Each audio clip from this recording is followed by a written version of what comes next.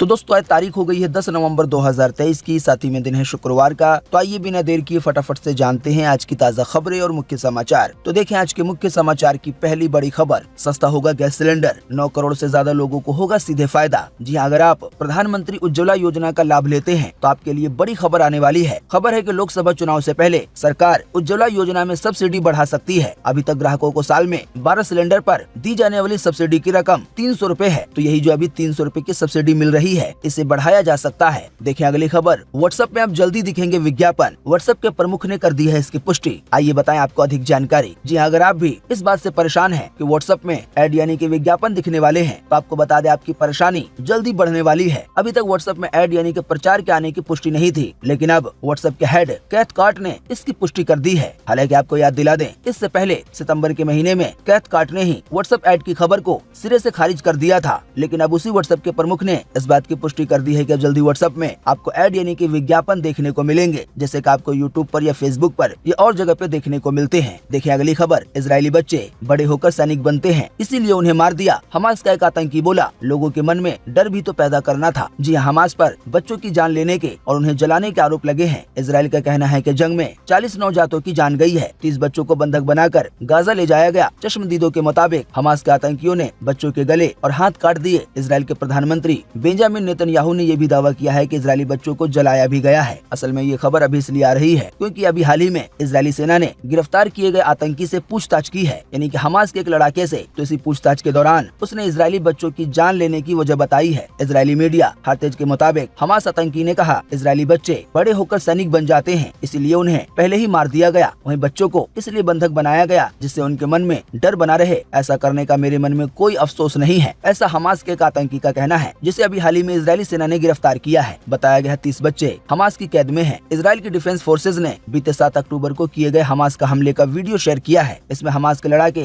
Israeli बच्चों को पालने से उठाकर ले जाते हुए दिखाई दे रहे हैं। इजराइल ने दावा किया है कि हमास ने इन बच्चों के माता पिता को पहले मार दिया, उसके बाद कई बच्चों को उठाकर ले गए। अब देखें जंग का ताज़ा अपडेट अगली खबर में कि गाजा के सबसे बड़े अस्पताल पर इजराइल ने किया हमला। नेतन्याहू बोले, हम गाजा को बेहतर भविष्य देना चाहते हैं, वहाँ कब्जा करने का कोई इरादा नहीं है। जी हाँ, इजराइल और हमास के जंग का आज 35वां दिन है। अल जजीरा के मुताबिक गुरुवार देर रात यानी कि बीती रात गाजा के सबसे बड़े अल शिफा अस्पताल के कॉम्प्लेक्स में इजरायली हमला हुआ। अब तक वहाँ पे 6 लोगों की जान जा चुकी है, जल्दी आंकड़े बढ़ सकते हैं। फिलिस्तीनी हेल्थ मिनिस्ट्री के मुताबिक अल शिफा अस्पताल में हजारों लोगों ने शरण ले रखी है। इजरायली प्रधानमंत्री बेंजामिन नेतन्याहू ने दोहराया है कि उनका इरादा गाजा पे कब्जा करने का नहीं है। उन्होंने कहा, हम गाजा पर कब्जा करना नहीं चाहते हैं कि वहाँ हमारी सरकार हो, हम बस गाजा को एक बेहतर भविष्य देना चाहते हैं। वर्ल्ड हेल्थ ऑर्गेनाइजेशन यानी WHO ने एक अहम बयान जारी किया है। WHO ने कहा है कि जंग के बीच गाजा में सेहत संबंधी गंभीर खतरे पैदा हो रहे हैं, यहाँ गंभीर बीमारियां फैलने की आशंका है। जंग के बीच इस संगठन का ये पहला बयान है। WHO ने कहा है कि गाजा में करीब 23 लाख लोग रहते हैं, यहाँ बुनियादी सुविधाएं जंग की शुरुआत में ही खत्म हो गई थी। अगर हालात बहुत जल्दी नहीं सुधरे तो यहाँ गंभीर बीमारियां फैलने का खतरा है। WHO के मुताबिक डायरिया, चिकन पॉक्स और सांस लेने में दिक्कत होने जैसी बीमारियां बढ़ सकती हैं। वहाँ इस समय पीने लायक पानी तक नहीं है। दुनिया भर से जो राहत सामग्री भेजी जा रही है वो बेहद ही कम है। आबादी के लिहाज से उसका कोई फायदा नहीं हो रहा है। तो WHO का ये बड़ा बयान आया है वहाँ के लोगों की सेहत को लेकर। इसी बीच एक और बड़ी खबर आ रही है, जैसा कि आप देख सकते हैं अपनी स्क्रीन पर। इजराइल रोजाना 4 घंटे हमले रोकने के लिए हुआ राजी। आइए बताया अधिक जानकारी। बताया गया है इजरायली सेना ने गाजा पट्टी के उत्तर में छिपे हमास के आतंकियों वाले क्षेत्र पर अभी हाल ही में गोलीबारी की है। गोलीबारी के बाद हमले के बाद दोनों ही पक्षों ने एक दूसरे को भारी नुकसान पहुँचाने का दावा किया है। वहीं इसी बीच अमेरिका ने कहा है कि इजराइल रोजाना 4 घंटे हमले रोकने के लिए राजी हो गया है। इस दौरान जो भी राहत सामग्री है वो आसानी से वहाँ पे पहुँचाई जा सकेगी, या जो लोग दूसरे देश के वहाँ पे फंसे हुए हैं वो लोग वहाँ से निकल सकेंगे। तो इजराइल हमास के जंग को लेकर ये बड़ी खबर आ रही है कि अब रोजाना इजराइल द्वारा 4 घंटे तक हमले नहीं किए जाएंगे। हालांकि दिन रात में बाकी बचे 20 घंटे में कभी भी कहीं पर भी हमला किया जा सकता है।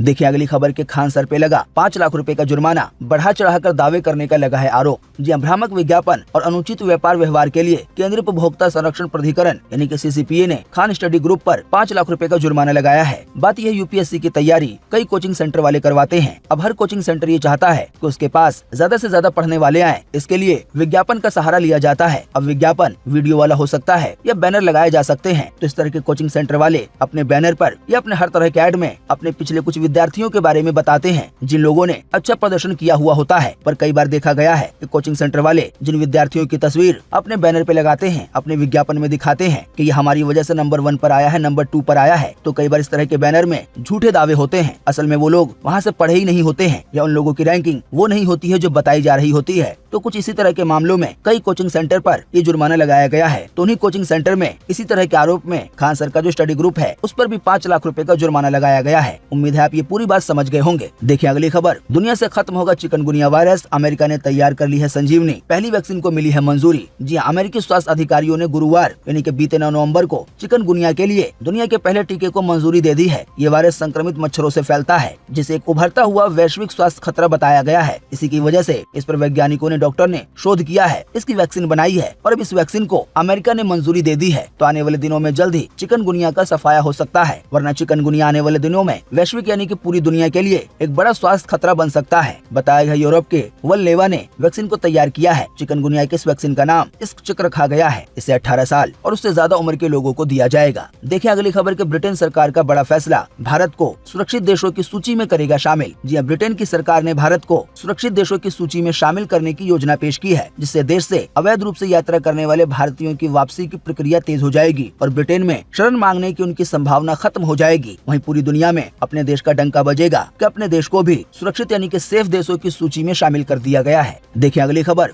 दिल्ली में ओला उबर टैक्सियों की एंट्री पे लगी रोक, AQI कई जगहों पे है 440, जो बेहद ही खतरनाक माना जाता है। फिलहाल एक हफ्ते तक जहरीली हवा से दिल्ली और NCR के लोगों को राहत मिलने वाली नहीं है। एक्सपर्ट्स का कहना है कि अभी दिल्ली में सांस लेना ऐसा ही है जैसे कि आप 10 सिगरेट पी रहे हो। जी हाँ, दिल्ली में प्रदूषण को लेकर दूसरे राज्यों से आने वाली ऐप बेस्ड टैक्सियों पे रोक लगा दी गई है, यानी कि दूसरे राज्य की जो भी टैक्सियां हैं, ओला की, उबर की या दूसरी, तो अब वो दिल्ली में एंट्री नहीं ले सकेंगी अगर वो दिल्ली की नंबर वाली गाड़ियां नहीं है। केजरीवाल सरकार ने बताया है कि सुप्रीम कोर्ट के आदेश पर दिल्ली से बाहर जो भी गाड़ी रजिस्टर्ड है, चाहे वो ओला उबर की हो या कोई और हो, उन पे बैन लगा दिया गया है जब तक कि दिल्ली में हालात सही ना हो जाए। वहीं बताया गया है दिल्ली NCR में अगले 5 से 6 दिनों तक एयर क्वालिटी ऐसे ही गंभीर रूप में बनी रहेगी। इसी की वजह से एक्सपर्ट्स का कहना है कि जो भी गंभीर रूप से बीमार हैं या जो बच्चे हैं या जो गर्भवती महिलाएं हैं, तो वो ज्यादा बाहर ना निकलें और जो भी बाहर निकलते हैं तो वो हर समय मास्क लगा के रखें। देखिए अगली खबर के महिलाओं पर विवादित बयान को लेकर नीतीश ने हाथ जोड़कर मांगी माफी, बोले शर्म महसूस कर रहा हूँ। वहीं राबड़ी देवी ने कहा गलती से मुंह से निकल गया होगा। जी हाँ, बिहार के मुख्यमंत्री यानी कि नीतीश कुमार ने महिलाओं पर की गई आपत्तिजनक टिप्पणी पर अभी हाल ही में माफी मांग ली है। बयान देने के दूसरे दिन उन्होंने विधानसभा के बाहर और सदन में कई बार हाथ जोड़कर खेद प्रकट किया और माफी मांगी। नीतीश कुमार ने कहा कि मेरे बयान से किसी को भी ठेस पहुंची है तो मैं माफी मांगता हूं। मैं अपने आप की खुद निंदा करता हूं। मैंने सिर्फ शर्म कर रहा हूं, मैं शर्म महसूस कर रहा हूं। फिर आगे उन्होंने कहा कि जनसंख्या नियंत्रण करने के लिए शिक्षा बहुत जरूरी है। मेरा मकसद सिर्फ शिक्षा के बाद जनसंख्या में वृद्धि में आ रहे परिवर्तन को बताना था। देखिए अगली खबर के एल्विश के बाद सिंगर फाजिल पुरिया से हो सकती है पूछताछ। बिग बॉस विनर ने पूछताछ में नाम लिया, कहा कि मैंने तो सिर्फ उनका वीडियो पोस्ट किया था। जी हाँ, बिग बॉस OTT 2 के विनर एल्विश यादव के बाद अब सिंगर फाजिल पुरिया से नोएडा पुलिस पूछताछ कर सकती है। रेव पार्टी और सांप तस्करी के मामलों में बीते मंगलवार देर रात पूछताछ के दौरान एल्विश यादव ने सिंगर फाजिल पुरिया का नाम लिया था। उन्होंने कहा कि सांप के साथ उसका जो वीडियो वायरल हुआ था तो वो गायकार फाजिल पुरिया के शूटिंग के सेट का था। फाजिल पुरिया ने ही सांप का अरेंजमेंट शूटिंग के लिए किया था। देखिए अगली खबर के एथिक्स कमेटी की सिफारिश, महुआ मोइत्रा की सांसदी खत्म की जाए। कमेटी आज बैठक कर लोकसभा स्पीकर को रिपोर्ट सौंपेगी, फिर सस्पेंशन या टर्मिनेशन पे आएगा फैसला। यह तृणमूल कांग्रेस की सांसद महुआ मोइत्रा पर पैसे को लेकर संसद में सवाल पूछने के आरोप है। इस केस में आज यानी कि 9 नवंबर को एथिक्स कमेटी की बैठक होगी। पहले ये बैठक 7 नवंबर को होनी थी, लेकिन इसे पोस्टपोन कर दिया गया था। महुआ मोइत्रा के खिलाफ कैश फॉर क्वेरी के आरोपों की जांच कर रही एथिक्स कमेटी ने अपनी जांच पूरी कर ली है। बैठक के बाद वो अपनी draft report Lok Sabha speaker Om Birla को सौंपेगी। इसके बाद महुआ मोइत्रा के सस्पेंशन या निष्कासन या सांसदी समाप्त होने को लेकर फैसला किया जा सकता है। कुल मिलाकर आसान शब्दों में कहें तो महुआ मोइत्रा पे आरोप है कि वो पैसे लेकर सवालों को संसद में उठाती थी। देखिए अगली खबर के G7 देशों के बयान में सीज फायर का शब्द भी इस्तेमाल नहीं किया गया, केवल मानवता के लिए रुकने की अपील की गई। वहीं एक बार फिर से अमेरिका ने कहा है कि गाजा पर इजराइल कब्जा न करे। जी हां, इजराइल और हमास के बीच जारी जंग का आज 34वां दिन है। इसी बीच बीते मंगलवार को जापान की राजधानी टोक्यो में G7 देशों के विदेश मंत्रियों की बैठक हुई। न्यूयॉर्क टाइम्स के मुताबिक मीटिंग के बाद जारी बयान में इन देशों ने सीज फायर शब्द से भी परहेज किया। इसकी जगह मानवता के लिए कुछ वक्त रुकने जैसे शब्द का इस्तेमाल किया। वहीं दूसरी ओर अमेरिका में व्हाइट हाउस ने एक बार फिर इजराइल को गाजा पे कब्जा से बचने की सलाह दी है। इसके पहले प्रेसिडेंट जो बाइडेन और फॉरेन मिनिस्टर एंटनी ब्लिंकन ये बात कह चुके हैं। दोस्तों कुल मिलाकर आसान शब्दों में कहें तो कई ऐसे देश हैं जो चाहते हैं कि इजराइल में जंग ना हो, या जो जंग चल रही है तो वो रुक जाए, ताकि वहाँ पर जो भी दवाएं सही से पहुँचानी है, खाना पीना पहुँचाना है तो वो पहुँच सके। बाकी वहाँ पर अगर कोई फंसा हुआ है दूसरे देश का तो वो भी निकल सके। हालांकि इतनी ज्यादा कोशिश करने के बावजूद भी अभी हाल ही में यूएन में वोटिंग भी हुई थी, उसमें लगभग 140 देशों ने इस बात पर सहमति जताई कि जंग नहीं होनी चाहिए। तो इन सब के बावजूद भी